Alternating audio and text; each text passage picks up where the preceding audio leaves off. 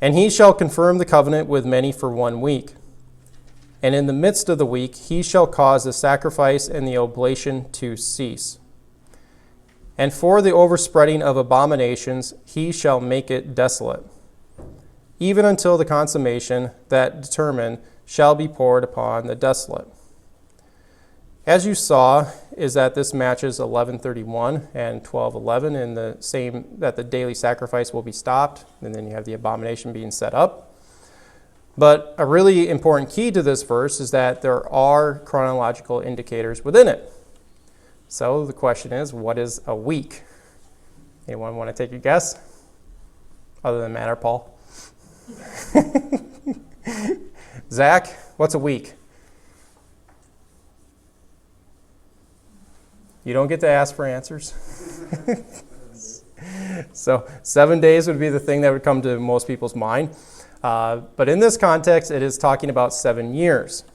And the reason why is if you were to go back and watch my part 29 of the Daniel series on this, is that I dive deep into this issue.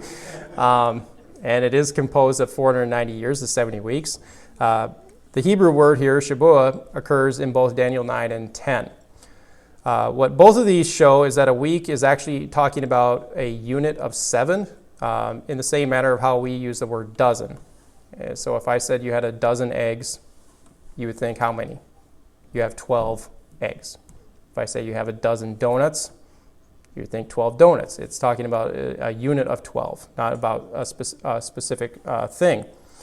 The same is done here, because when we go into chapter 10, is that the Hebrew, that maybe sometimes isn't shown in versions, is that it includes the word days, yom, beside the word weeks.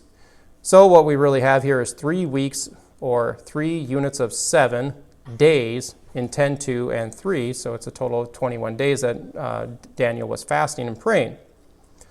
The trick is, how do you find out what Daniel 9 is talking about with weeks? And the answer is actually found right at the beginning of the book. Because when he started to pray, is that he was thinking about Jeremiah's 70 years prophecy. So when Gabriel said 70 weeks are now determined for thy people, is that in Daniel's head is that he knew that he was talking about 70 weeks of years. And altogether that would be 490 years. This is the very abbreviated explanation to this. There's much more in that video if you want to go watch it. So now 927 becomes pretty self-explanatory because we see the ceasing of sacrifices and the abomination being set up right in the middle of the week, i.e. the 7-year period, which is not coincidental by leaving us exactly 3.5 years left from when that event occurs to the end. And this is just like we saw with Daniel 7 and 12. The internal connection here between all 3 of them can't really be denied. And all 3 end saying that at the end of their prophecies, are when they're fulfilled, is that the everlasting kingdom is ushered in by Christ. So 927 is clearly tagged with a future eschatological tyrant. Reminder, hit the subscribe button below, turn on the notification bell, hit the like button, and leave a comment. And don't forget to visit us at justscripture.org. And in the meantime, stay salty.